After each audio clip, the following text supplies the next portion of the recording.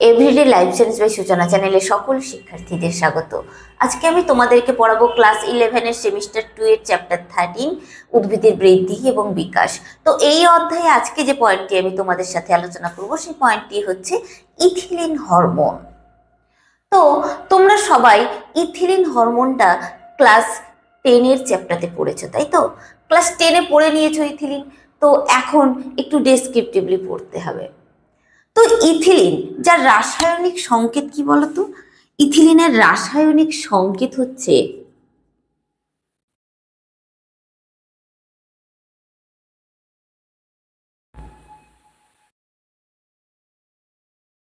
তোমরা সবাই জানো যে ইথিলিনের রাসায়নিক সংকেত হচ্ছে C2H4, তাই তো? তো ইথিলিন কি ধরনের হরমোন?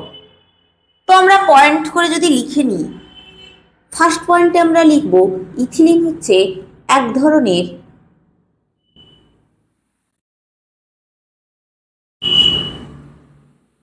গ্যাসীয় হরমোন। কি বললাম? ইথিলিন হচ্ছে এক ধরনের গ্যাসীয় হরমোন, যার কাজ কি? যেটি ফল পাকাতে সাহায্য করে,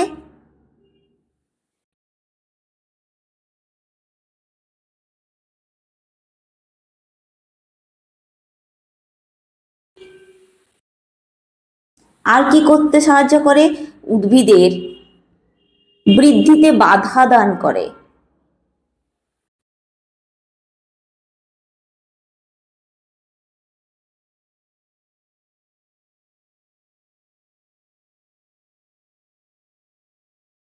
তো এই তিনটি পয়েন্ট যদি আমরা মনে রেখে দিতে পারি, তাহলে কিন্তু আমরা ইথিলিনের সংজ্ঞা বলো সবকিছু মোটামুটি তার ফাংশন টুকটাক আমরা মনে রেখে দিতে পারবো। তাহলে ইথিলিন হরমোন কাকে বলে আমরা কিভাবে মনে রাখবো? ঠিক এই তিনটে পয়েন্ট মনে রাখতে হবে, জাস্ট এই তিনটি পয়েন্ট। এই তিনটি পয়েন্ট মনে রাখলেই তোমরা ইথিলিন হরমোনের সংজ্ঞাটা পুরোপুরিভাবে মনে রেখে দিতে পারবে। তোমরা লিখবে যে ইথিলিন হচ্ছে এক ধরনের গ্যাসিয়াস হরমোন বা গ্যাসীয় হরমোন, যেটি ফল পাকাতে এবং উদ্ভিদের বৃদ্ধিতে যা বাধা দান করতে সাহায্য করে বা বাধা দান করে, সেটি হচ্ছে ইথিলিন হরমোন। তো ইথিলিন হরমোনটা সংশ্লেষিত হয় কিভাবে? তো ইথিলিন হরমোনের সংশ্লেষ লিখবো, তাই তো?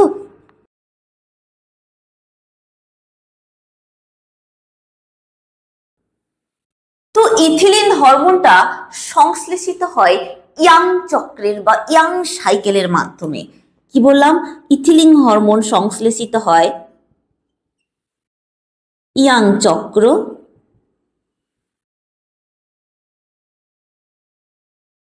বা ইয়াং সাইকেলের মাধ্যমে। ক্লিয়ার?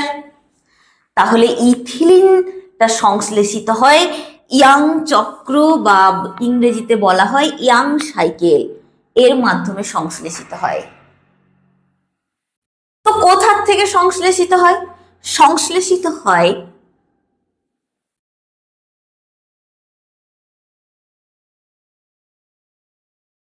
মিথিওনিন নামক এবং সালফার ঘটিত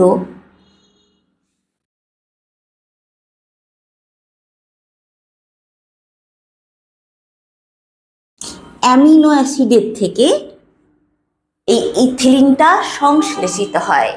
বুঝতে পেরেছো? তাহলে ইথিলিন সংশ্লেষিত হয় কোথার থেকে? ইথিলিন সংশ্লেষিত হয় মিথিওনিন নামক এবং সালফার ঘটিত অ্যামিনো অ্যাসিডের থেকে।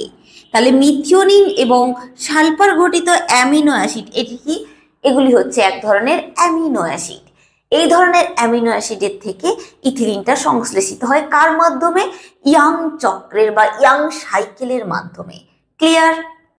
এরপর আমি তোমাদের সামনে যে টপিকটি আলোচনা করব সেটি হচ্ছে এই ইথিলিন হরমোনের কাজ বা ফাংশন বা ফিজিওলজিক্যাল রোলগুলো কি কি আছে। তো নাম্বার 1, প্রধান যে কাজটি রয়েছে ইথিলিন হরমোনের বা প্রধান যে ফিজিওলজিক্যাল রোল রয়েছে সেটি হচ্ছে ফলের পরিপক্কতা।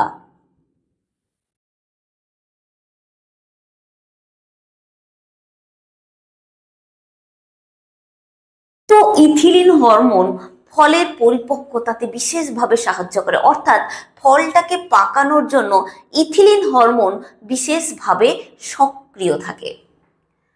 তো যে সমস্ত ফল পাকার আগে, কি বললাম, যে সমস্ত ফল ঠিক পাকার আগে তাদের শ্বসন এবং কার্বন ডাই অক্সাইড এই দুটি নির্গমনের হার বেড়ে যায়। কি বললাম, এই দুটি নির্গমনের হার বেড়ে যায়।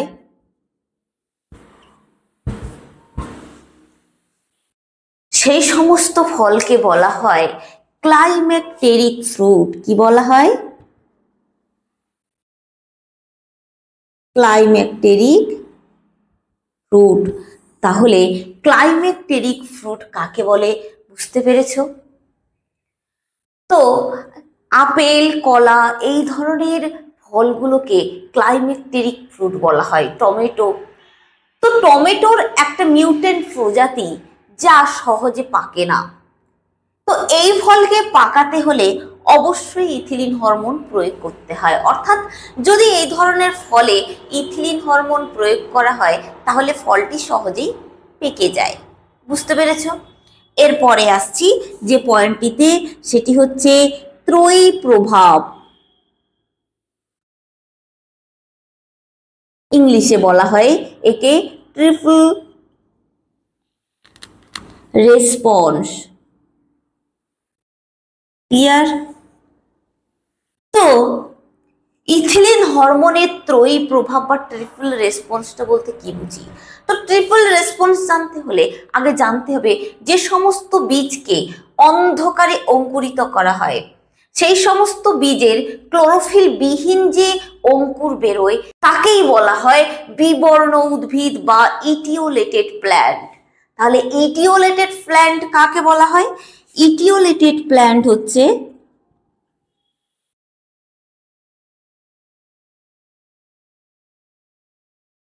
ইটিওলেটেড প্ল্যান্ট হচ্ছে যে সমস্ত উদ্ভিদের বীজকে অন্ধকারে অঙ্কুরিত করা হয়। কি বললাম? যে সমস্ত উদ্ভিদের বীজকে অন্ধকারে অঙ্কুরিত করা হয়। অন্ধকারে অঙ্কুরিত করার পর যে ক্লোরোফিল বিহীন অঙ্কুরের সৃষ্টি হয় তাকেই বলা হয় ইটিওলেটেড প্ল্যান্ট বা বিবর্ণ উদ্ভিদ। তো ইথিলিন হরমোনের ট্রিপল রেসপন্স বা ত্রয়ী প্রভাবটা কি? নাম্বার 1 পয়েন্ট হচ্ছে কাণ্ডের বৃদ্ধিতে বাধা দান করে।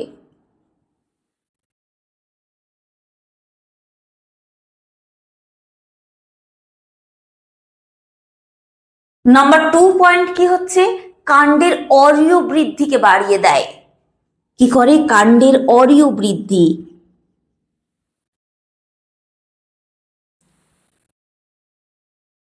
অরীয় বৃদ্ধিকে আমরা ইংলিশে কি বলি? Radial growth. এই কাণ্ডের অরীয় বৃদ্ধিটাকে বাড়িয়ে দেয়। 3 নম্বর কি হবে? ডায়াজিওট্রপিক চলনে সাহায্য করে। তো এই 3টি বৈশিষ্ট্যকেই বলা হয় ট্রিপল রেসপন্স বা ত্রয়ী প্রভাব। তাহলে ইথিলিনের ত্রয়ী প্রভাব বুঝতে পারলে, এক্ষেত্রে আমি একটা কথা বলে গেছি যেটি হচ্ছে ডায়াজিওট্রপিক চলন। তো ডায়াজিওট্রপিক চলনটা কি? ডায়াজিওট্রপিক চলন হচ্ছে উদ্ভিদের কাণ্ড, কি বললাম, উদ্ভিদের কাণ্ড যখন মাটির সমান্তরালে অনুভূমিকভাবে বৃদ্ধি পায় তখন তাকেই বলা হয় ডায়াজিওট্রপিক চলন। ক্লিয়ার? ডায়াজিওট্রপিক চলন তাহলে কাকে বলে বুঝতে পেরেছ? 3 নম্বর হচ্ছে হুক গঠন। আচ্ছা, ইথিলিন হরমোন কিভাবে হুক গঠন করে? হুক মানে কি? আকড়া, তাই তো?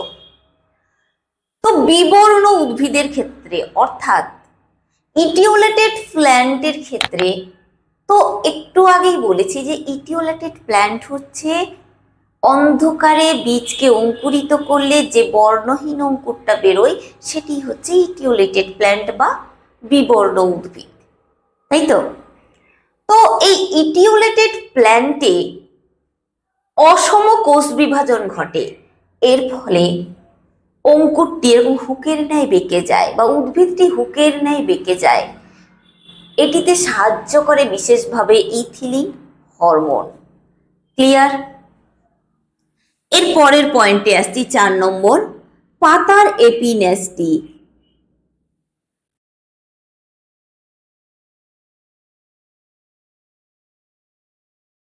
তো পাতার এপিনেস্টি বলতে আমরা কি বুঝি? ধরো পাতার এই পাশটা উপরের দিক, এটি নিচের দিক, তাই তো। তো পাতার এই যে ওপরের পোর্শনটার বৃদ্ধি অর্থাৎ কোষ বিভাজনটা উপরের পোর্শনের বেশি হয় নিচের পোর্শনের তুলনায়। তাহলে আমরা ভাষা দিয়ে কি লিখবো? পাতার উপরে তলের কোষ বিভাজন নিম্ন তলের কোষ বিভাজনের থেকে বেশি হওয়ার কারণে পাতাটা মুড়ে যায় বা গোল পাকিয়ে যেতে শুরু করে। এটি হচ্ছে পাতার এপিনেস্টি। ক্লিয়ার? 5 নম্বরে আসছি, লিঙ্গের পরিবর্তন।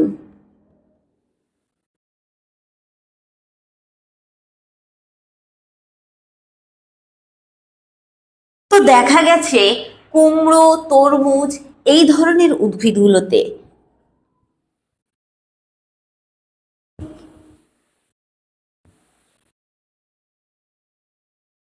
কুমড়ো, তরমুজ ইত্যাদি উদ্ভিদগুলোতে কি হয়, যদি এগুলো তো সহবাসী উদ্ভিদ, তো এই উদ্ভিদগুলোতে যদি ইথিলিন হরমোন প্রয়োগ করা হয় তাহলে কি দেখা যাবে? যে স্ত্রী পুষ্পের সংখ্যাটা বৃদ্ধি পেয়েছে, অর্থাৎ স্ত্রী পুষ্পটা বেশি পরিমাণে ফুটবে। ক্লিয়ার? এরপরে আসছি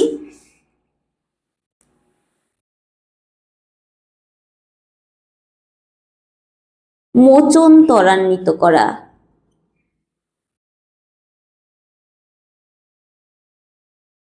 তো ইথিলিন হরমোন কি করে?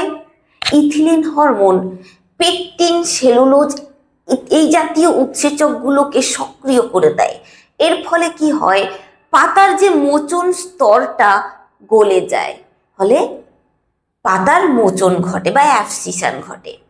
তো ইথিলিন হরমোন এই পাতার মোচনকে বা মোচন স্তরকে গলিয়ে দিয়ে মোচনটাকে বৃদ্ধি করে, অর্থাৎ পত্র মোচনকে বৃদ্ধি করে।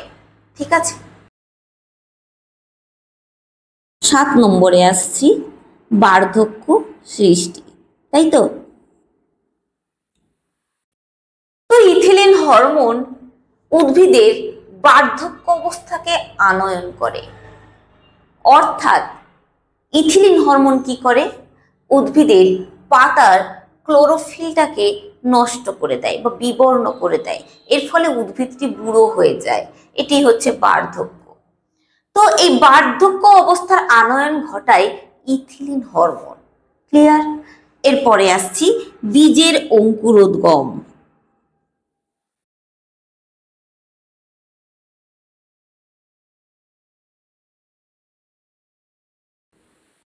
তো বীজের অঙ্কুরোদ্গমে ইথিলিন হরমোন বিশেষভাবে সাহায্য করে। যদি ইথিলিন হরমোন প্রয়োগ করা হয় তাহলে বীজের অঙ্কুরোদ্গমটা খুব দ্রুত ঘটতে থাকে। ক্লিয়ার? তো এরপরে যে পয়েন্টটিতে আসছি সেটি হচ্ছে মূলের সৃষ্টি।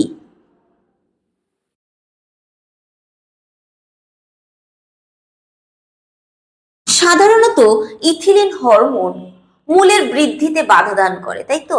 কিন্তু কিছু কিছু উদ্ভিদ আছে যাদের ক্ষেত্রে আবার ইথিলিন হরমোনের প্রয়োগেই মূলের সৃষ্টি হয়। এরপরে আসছি রোগ প্রতিরোধ ক্ষমতা।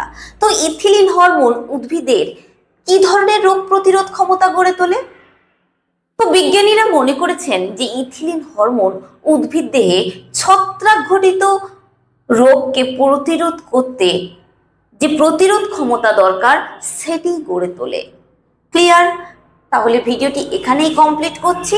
কারোর যদি কোনো প্রশ্ন বা কোয়ারি থাকে অবশ্যই কমেন্ট সেকশানে লিখে পাঠাবে এবং আমার চ্যানেলটিকে লাইক, শেয়ার, সাবস্ক্রাইব করে পাশে থাকা বেল আইকনটি প্রেস করে দেবে, যাতে আপলোড ভিডিওর পরবর্তী নোটিফিকেশন তোমাদের কাছে পৌঁছে যায়। ধন্যবাদ।